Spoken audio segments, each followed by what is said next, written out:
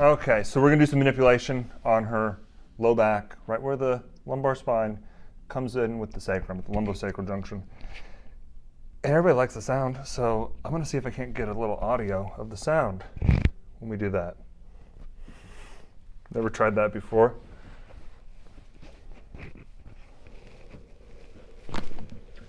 We'll see how that turns out. Okay, that's perfect. Take a break. I hope that turns out really well.